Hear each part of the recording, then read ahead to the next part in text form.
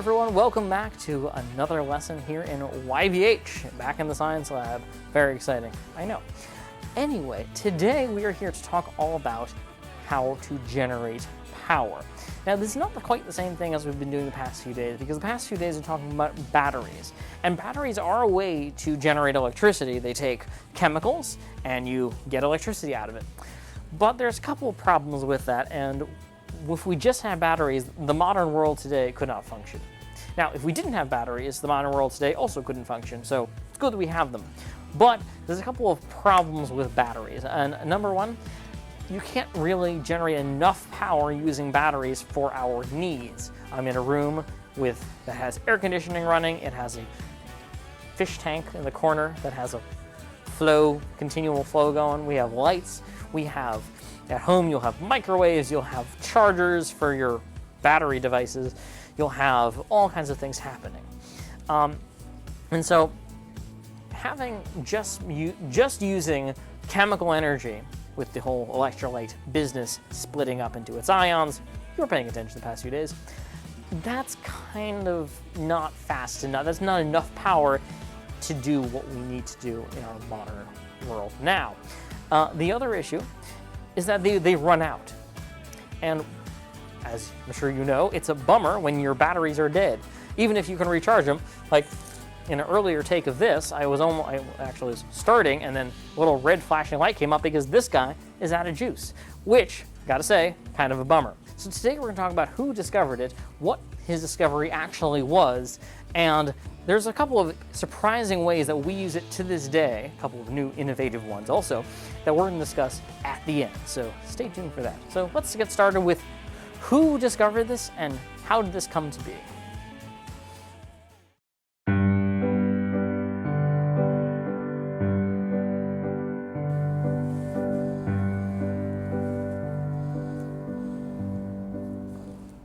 Good afternoon, class. Please open up your textbooks to page 147, and we will be now discussing the new discoveries out of France all about battery technologies.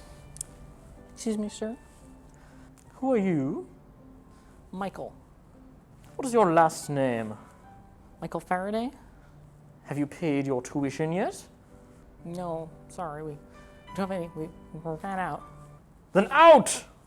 Go! Keep going! As you've seen, Michael Faraday, as a very young child, he did not have the money needed to get more school. In fact, his parents could not afford to pay tuition. And nowadays, there's all kinds of programs and school supplements and scholarship programs and chesed organizations, and the government actually requires children to go to school up to a certain age. Back then it wasn't such a thing. If you had money, if you could afford tuition, you went to school. If you couldn't afford tuition, you didn't go to school. So instead of sitting here with you guys and watching science videos, Michael, from a very young age, was sent off to work as an apprentice. Now, an apprentice is essentially a slave to a master. He gets food, he gets shelter, he gets clothing, and he gets taught the trade of the master. In Michael Faraday's case, his master was a blacksmith. And so for about 13 years of his life, he worked for the master, and he was taught all about how to be a great blacksmith. See, but Michael did not want to be a blacksmith. He originally did not want to leave the classroom and go and hammer things all day in the hot furnace he wanted to learn about science. And now, fortunately, he had gotten a little bit of education, and so he knew how to read and he knew how to write, and he read tons and he wrote tons. And in fact, when he was done with his education as an apprentice, he went and he would sit in on lectures by notable scientists of the day, because back then when a lecturer came into town, he didn't just come to university. If you were a student, you could. If not, then security, get that guy out of here. Back in the day, you could just buy a ticket and show up at a lecture, and you can hear the lecture and gain knowledge. And that's what they did. And so he bought, there was actually people who helped him out, and they bought him tickets to hear about all the newest developments, and hear about these scientists come and lecture about how electricity functions and how all these things work. And so through that, he actually put together a 300-page book all about all of the science that he learned from these lectures, and he sent it to the scientific community, who then saw him and said, wow, this kid is brilliant, and let's support him, make sure he does not go and have to become a blacksmith, which would have been unfortunate for all of you. So now that we've met Michael and his rather unfortunate schooling situation, let's go and discuss what he discovered and how it affects us to this day. So what Michael Faraday discovered, among many other things, he was quite prolific in his discoveries and inventions, but the one that we're talking about today is the one when he discovered how to generate power. And he did it like this. He realized that if you take a magnet and move it past a coil of wire, he noticed that there was a circuit, that there was a current that went through the wire.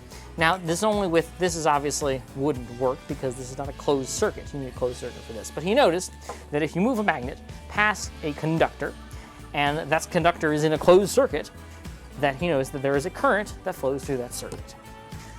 But he noticed that it only happens while the magnet is moving.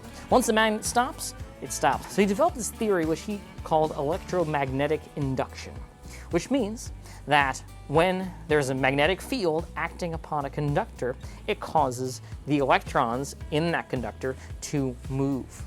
Basically, when there's a change, it shoves all of them over one. So remember our little cartoon guy explaining how conductivity works?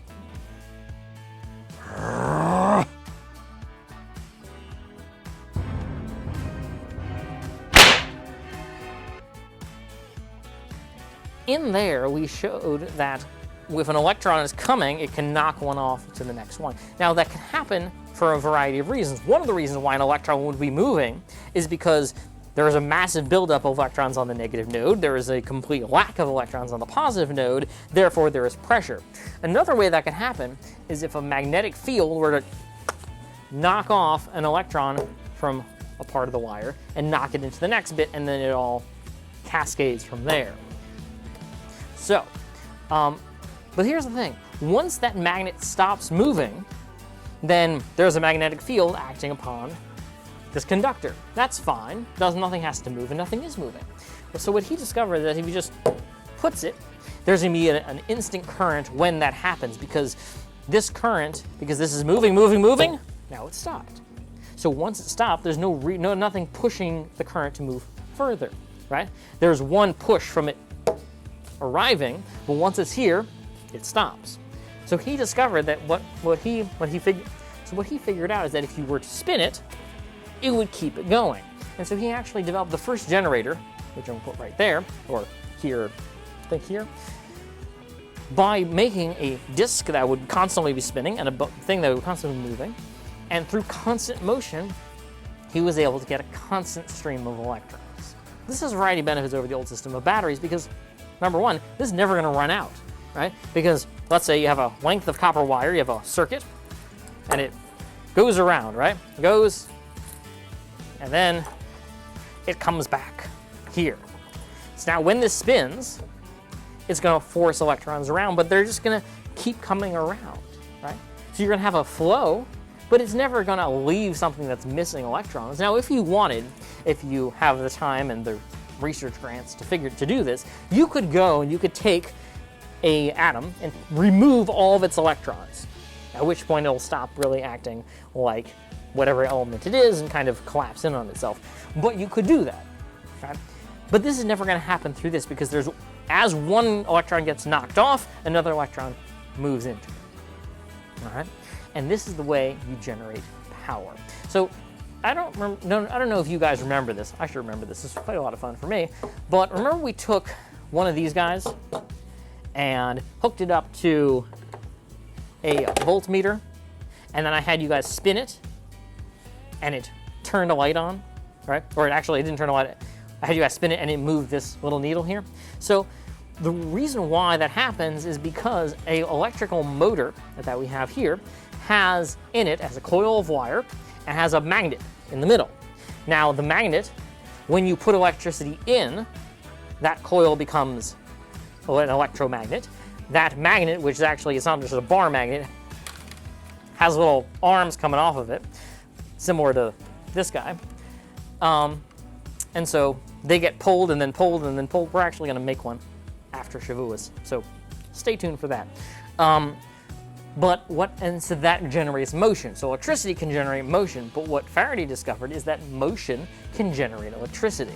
And that's what we demonstrated quite a while ago with this. So actually we're going to do that again. So we're going to hook one side up to the negative terminal, like so.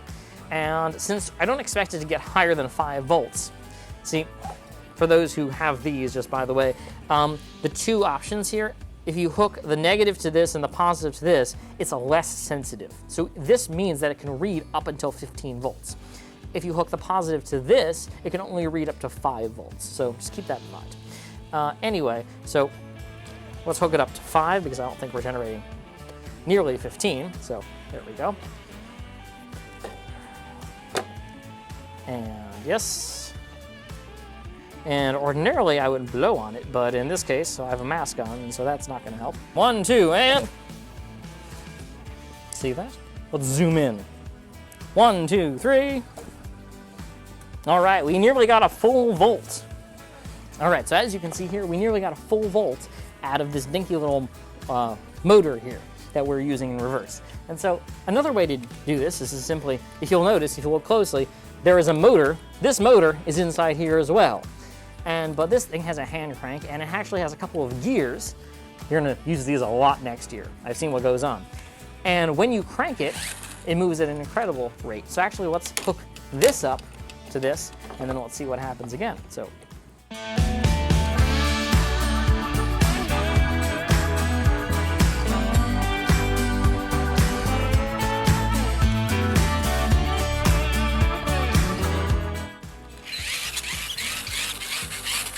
All right, so it's around.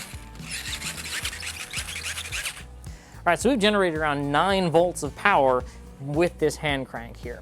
That's not even that fast. But since with the gears, it translates to the actual motor running extremely quickly, and that gives you quite a high voltage. So what you can actually try at home is if you get a magnet, such as this, and you can take that green wire. If you take off the insulation, I hope it's long enough, and you wrap it around, say a tube like this, you should be able to get your voltmeter to move.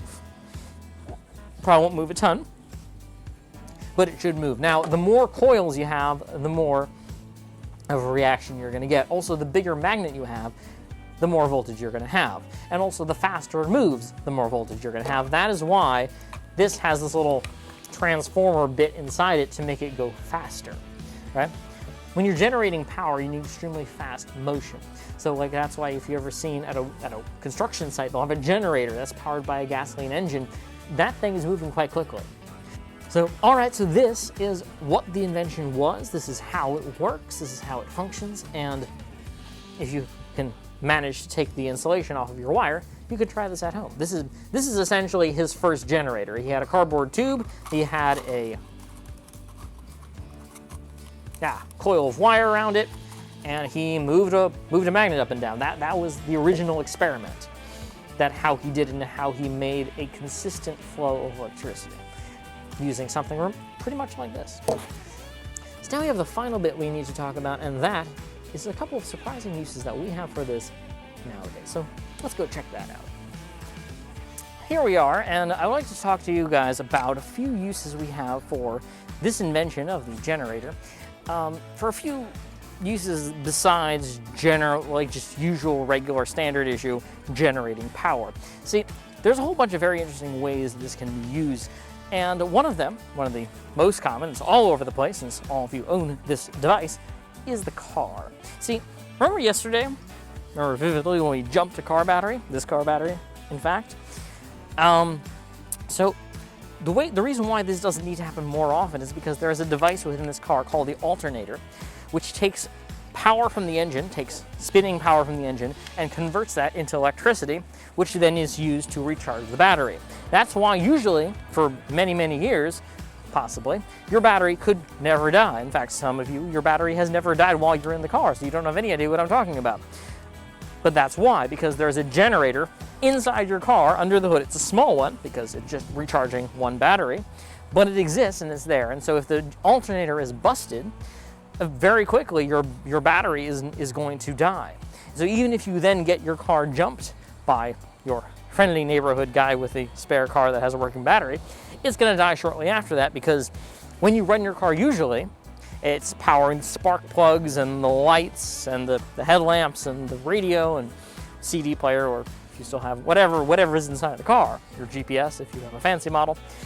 And all those things come off the power of the battery. And so fairly quickly, if the alternator is not recharging your battery fairly constantly, the battery's going to die. So in every car, there's an alternator, and that is a regular generator. There's another kind of thing here, and this happens to be my own. It's fairly old. I've used it for quite a while, and this is a fairly old piece of technology, so that makes sense. This is a rechargeable flashlight. What this does, here we go. What this does is, it's a regular flashlight. It has a battery inside, but it actually has a little indicator on the bottom to see if it's charged or not, but it has a little hand crank. And so you can crank that, and what that does is that spins a generator inside this flashlight, which then charges its batteries, which then means that this never can run out of power entirely, because your hands are always there. You're always able to crank up your flashlight, which means that you'll never run out of battery in this flashlight. So this is very useful in case of, say, there is a blackout and you have no power. So there's a lot of people, they have a little box at the basement that has some of these that are rechargeable using your hands. And they also sell this for disaster preparedness purposes. They sell radios that have that same hand crank so you can charge it using the generator built into this by just cranking this up. Obviously, it's not a very large generator. It doesn't generate a lot of power, but it doesn't need to. It just needs to power this flashlight, and we're in very bright daylight, so you're not going to see very much. Anyway, another interesting use of this is in the brakes of Formula One cars. Well, we took a left turn, didn't we? In Formula One cars and in the new Teslas. So if you buy a new Tesla or you are a Formula One driver, you can experience this technology firsthand. See, in usual brakes, we're simply wasting power. We have the wheels are turning, the brake pads go and they touch part of the wheel that it's designed to touch, and it creates friction and it slows it down. But now, hold on for a moment. You have spinning tires, spinning wheels. They're moving. The car is moving at an extremely fast speed. Why don't we harvest that movement and turn it into electricity? This is a thought that the designers of Formula One cars, and I guess Elon Musk, had at some point. And because now, in the brakes of a Tesla, and which they still have regular brakes just in case, but usually when you just take your foot off the gas or off the accelerator, because there is no gas, it's all electric, there is a generator inside the car that gets hooked up to those wheels.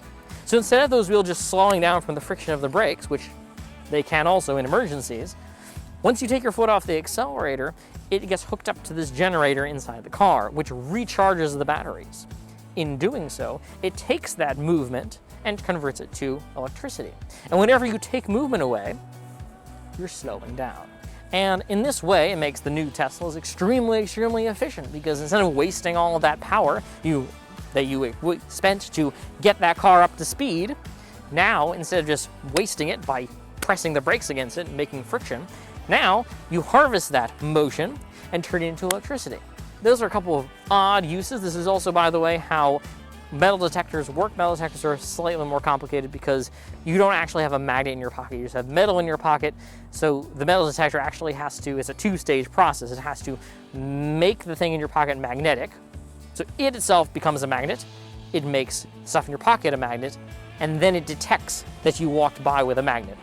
It's a little bit complicated, so we're not going to get specifically into how that works in all of its detail, but just now you know, next time you're in the airport and you see those arches, or next time you go to a museum and you see those arches, that's what's happening there. It's using the technology and the technique and the knowledge that Michael Faraday came up with. All right, everyone, that is my time for today. I hope you have a wonderful, wonderful day, and I will see you tomorrow.